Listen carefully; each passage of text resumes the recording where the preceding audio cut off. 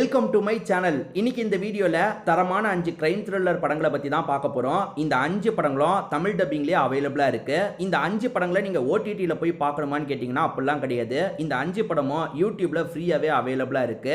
இந்த 5 படத்தோட கதை சுருக்கத்தை நான் சொல்றேன். எந்த கதை உங்களுக்கு பிடிச்சிருக்கோ அந்த படத்தை ஃபுல்லா பார்க்கணும்னா பாருங்க. மேற்கொண்டு பேசி டைம் வேஸ்ட் பண்ணாம நம்ம நேரடியா லிஸ்ட்டுக்குள்ள வந்துடலாம். இந்த லிஸ்ட்ல நம்ம ஃபர்ஸ்டா பார்க்க போற படத்தோட பேரு டிக்டாக் அப்படின்றது. இது ஒரு நேரடி தமிழ் படம் தான். இது ஒரு ஹாரர் கிரைம் த்ரில்லர் படம்னு சொல்லலாம். இந்த படத்தை பொறுத்த வரைக்கும் பிரியங்கா மோகன் ஒரு முக்கியமான ரோல் பண்ணியிருப்பாங்க. ஆக்சுவலா பிரியங்கா மோகன் டாக்டர் படத்துல அறிமுகமானாங்கல்ல, அதுக்கு முன்னாடியே இந்த படத்துலலாம் நடிச்சிட்டாங்க. அதுவும் இல்லாம கொஞ்சம் கிளாமர் ரோல்லாம் பண்ணியிருப்பாங்க. இந்த படம் வெளியாக போகுதுன்னு தெரிஞ்சோன்னே என் போர்ஷன்லாம் கட் பண்ணி தூக்கிடுங்க அப்படின்ற மாதிரி டீம் கிட்ட கேட்டாங்க. ஆனா டீம் அதை தான் ப்ரொமோஷனாவே யூஸ் பண்ணி இந்த படத்தை ரிலீஸ் பண்ணாங்க. இந்த படம் வந்ததும் தெரியாம போனதும் தெரியாம தான் போயிருச்சு. ஆனா இது ஒரு டீசென்ட்டான த்ரில்லர் படம்னு சொல்லலாம். அதாவது ஓரளவுக்கு பார்க்குற மாதிரி தான் இந்த படம் இருக்கும். இந்த படத்தோட பிளாட் என்னன்றதை நான் முதல்ல சொல்றேன். அது என்னன்னு பார்த்தீங்கன்னா, நம்ம ஹீரோவும் ஃப்ரெண்ட்ஸும் சேர்ந்த மாதிரி பேய் வீட ஆரம்பிக்கலான் இருக்காங்க. அதாவது பேய் வீடு மாதிரி ஒரு இடத்த செட் பண்ணி காசை வாங்கி ஆளுங்களை உள்ள விடலான்ற மாதிரி யோசிக்கிறாங்க. நல்லபடியா பிளானை போடுறாங்க, அதை எக்ஸிக்யூட்டும் பண்றாங்க. இவங்க பிசினஸ்ல வந்து நிறைய லாபம் கிடைக்குது. நிறைய பேர் அதை பார்க்கறதுக்காக வராங்க. எல்லாம் நல்லா போயிட்டு இருக்கும்போது பிரச்சனை எங்க தெரியுமா ஆரம்பிக்குது? அப்படி பார்க்கறதுக்காக வந்ததுல சிலர் கொல்லப்படுறாங்க, இறந்து போயிடுறாங்க. யாரா இவங்களை கொல்றது அப்படின்ற மாதிரி இவங்க முதல்ல பயப்படுறாங்க. ஆனா போக போக தான் கொலை பண்றது மனுஷன் கிடையாது, பேய் தான் இந்த கொலையெல்லாம் பண்ணிட்டு இருக்குன்றது இவங்களுக்கு தெரிய வருது. எதுக்காக பேய் இந்த கொலையெல்லாம் பண்ணிட்டு இருக்கு, இதுக்கு பின்னாடி என்ன மர்மம் இருக்குன்றதை இவங்க விசாரிக்கிறாங்க. இங்க இருக்க பேய் இஷ்டத்துக்குலாம் ஆளுங்களை கொலை பண்ணல, குறிப்பிட்ட சில ஆளுங்களை மட்டும்தான் கொலை பண்றது இவங்களுக்கு தெரிய வருது. இவங்கெல்லாம் என்ன தப்பு பண்ணாங்க, எதனால இங்க இருக்க பேய் இவங்களை கொலை பண்ணுது அப்படின்ற மாதிரி இவங்க விசாரிக்கிறாங்க. அப்படி விசாரிக்கும் போது பிளாஷ்பேக் வருது பாத்தீங்களா, அந்த பிளாஷ்பேக்ல தான் பிரியங்கா மோகனோட ரோல்லாம் வரும். ஸோ என்ன மர்மம் இருந்தது, என்ன கொலை நடந்ததுனால இங்க பேய் பழி வாங்குது அப்படின்றதெல்லாம் சூப்பரா சொல்லியிருப்பாங்க. நீங்க எதிர்பார்க்காத சின்ன சின்ன திருப்பங்களும் இந்த கதையில வச்சிருப்பாங்க. நிச்சயமா இந்த படம் உங்க எல்லாருக்குமே பிடிக்கும் நம்புறேன். இது வரைக்கும் இந்த படத்தை ட்ரை பண்ணாம இருக்கீங்கன்னா ஒன்ஸ் இந்த படத்தை ட்ரை பண்ணி பாருங்க. இந்த லிஸ்ட்ல நம்ம செகண்டா பார்க்க போற படத்தோட பேரு ஃபைண்டர் அப்படின்றது. இது ஒரு நேரடி தமிழ் படம் தான். ஒரு பக்காவான கிரைம் த்ரில்லர் படம்னு சொல்லலாம். இந்த படம் இப்ப யூடியூப்ல ஃப்ரீயாவே இருக்கு. பார்க்கணும்னு நினைக்கிறவங்க ஃபுல் படத்தை பாருங்க. இந்த படத்துல சார்லி, சென்ட்ராயன்லாம் முக்கியமான ரோல் பண்ணியிருப்பாங்க. இந்த படம் ஆரம்பிக்கிறதே சூப்பரா இருக்குங்க. ஒரு வித்தியாசமான கதை களத்தை எடுத்திருப்பாங்க. என்ன கதை அப்படின்றத ஷார்ட்டா நான் உங்களுக்கு சொல்றேன்.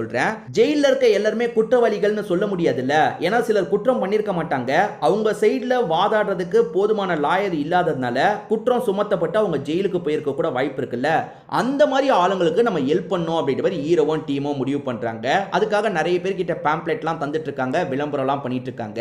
அது என்னன்னா, உங்க சைடுல யாராவது அப்பாவி இருந்தாங்கன்னா அவங்களோட கேஸை கொண்டு வாங்க, நாங்க ஃப்ரீயா வாதாடுறோம் அப்படின்ற மாதிரி சொல்றாங்க. நிறைய பேர் வராங்க, ஆனா எல்லாருமே ஃபேக்கா தான் இருக்காங்க. உண்மையிலேயே அவங்க குற்றம் பண்ணிருப்பாங்க, அதுக்கான தண்டனையை தான் அனுபவிச்சுட்டு இருக்காங்க.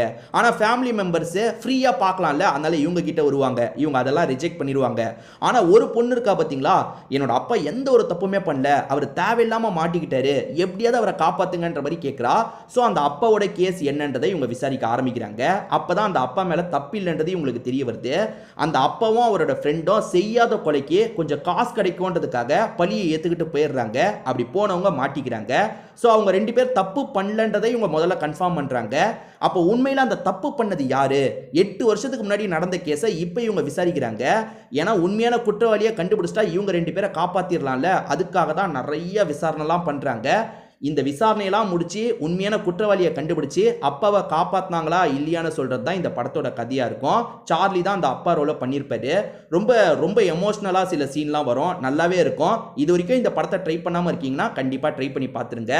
இந்த லிஸ்ட்ல நம்ம மூணாவதா பார்க்க போற படத்தோட பேரு யுரேகா அப்படின்றது. இது ஒரு தெலுங்கு படம் தான், பக்காவான கிரைம் த்ரில்லர் படம்னு சொல்லலாம். இப்போ இந்த படம் தமிழ் டப்டிலேயே இருக்கு. யுரேகா தமிழ் டப்டுன்னு போட்டிங்கன்னா இந்த படம் ஈஸியா உங்களுக்கு கிடைச்சிரும். இந்த படத்தோட கதை சுருக்கத்தை பத்தி நான் முதல்ல உங்களுக்கு சொல்றேன். ஆக்சுவலா இந்த படத்தை பொறுத்த வரைக்கும் காலேஜில் தான் மேக்ஸிமம் நடக்கிற மாதிரி காட்சி பத்தி இருப்பாங்க. காலேஜ்னாலே 2 குரூப் இருக்கும்ல, அந்த மாதிரி இந்த கதையிலையும் 2 குரூப் இருக்காங்க. ஒன்னு ஹீரோவோட குரூப், இன்னொரு குரூப்பை பொறுத்த வரைக்கும் ஆப்போசிட் குரூப்பா இருக்கும். எப்ப பாரு இவங்க சண்டை போட்டுக்கிட்டே இருப்பாங்க. இப்போ ஒரு ஃபங்க்ஷன் காலேஜில் பிளான் பண்ணியிருப்பாங்க, அதாவது கல்ச்சுரல் ஃபங்க்ஷன் மாதிரி பிளான் பண்ணியிருப்பாங்க. அதுக்கு பெரிய பெரிய ஆளுங்களாம் வர மாதிரி பிளான் இருக்கும். அந்த நாள் நம்ம ஹீரோ இருக்கார் பார்த்தீங்களா, அவரோட கபோர்டை ஓப்பன் பண்ணலாம்னு நினைக்கிறாரு.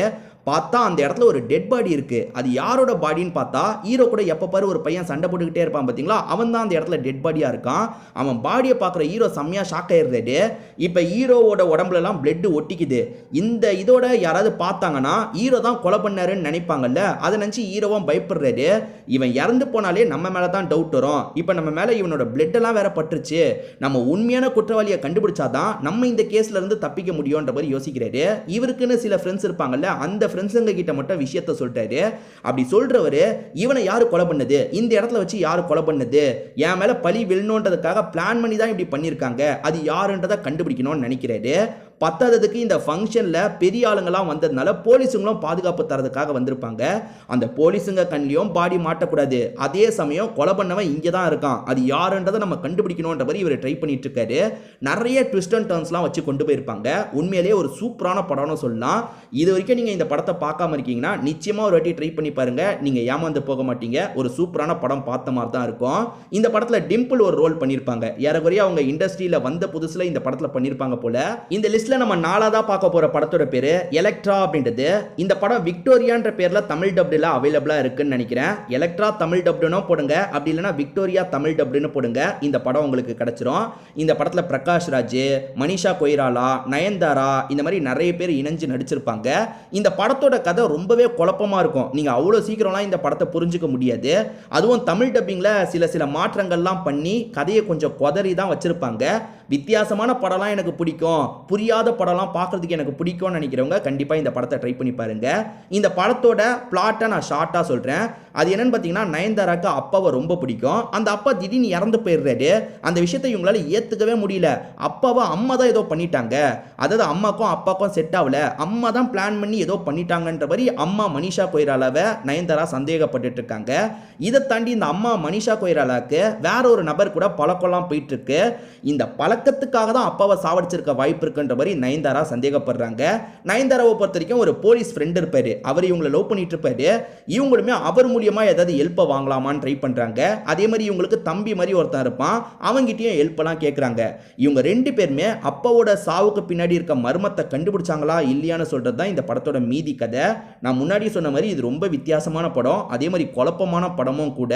குழப்பமான படம்லாம் பார்க்கறதுக்கு பிடிக்கும்னு நினைக்கிறவங்க இந்த படத்தை ட்ரை பண்ணி பாருங்க. இந்த லிஸ்ட்ல நம்ம கடைசியா பார்க்க போற படத்தோட பேரு தந்திரா அப்படின்றது. இது ஒரு தெலுங்கு ஹாரர் த்ரில்லர் படம்னு சொல்லலாம். தந்திரம் அப்படின்ற பேர்ல தமிழ் டப்டுலயே இந்த படம் இருக்கு. கண்டிப்பா பார்க்கணும்னு நினைக்கிறவங்க பாருங்க. நான் முதல்ல இந்த படத்தோட கதை சுருக்கத்தை பத்தி சொல்றேன்.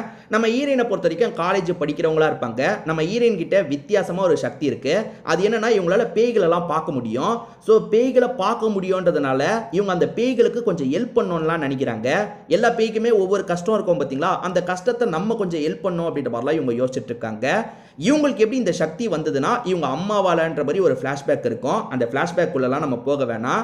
அதே மாதிரி ஹீரோயின் கேரக்டரை சுற்றியும் நிறைய மர்மங்கள்லாம் இருக்கு. உதாரணத்துக்கு ஹீரோயின் நைட்டு படுத்துட்டு இருக்கும் போது ஏதோ சவுண்டு வித்தியாசமாக கேட்குது. இவங்க என்ன பண்ணுறாங்கன்னா, உடனே இவங்களோட பிளட்டை வந்து ஒரு கிளாஸில் நிரப்பி அங்கே வச்சிடுறாங்க. மறுநாள் காலையில் பார்த்தா அந்த ரத்தம் வந்து காலியாயிருக்கு. ஸோ யாரோ குடிச்சிருக்காங்கன்றது தெரியுது.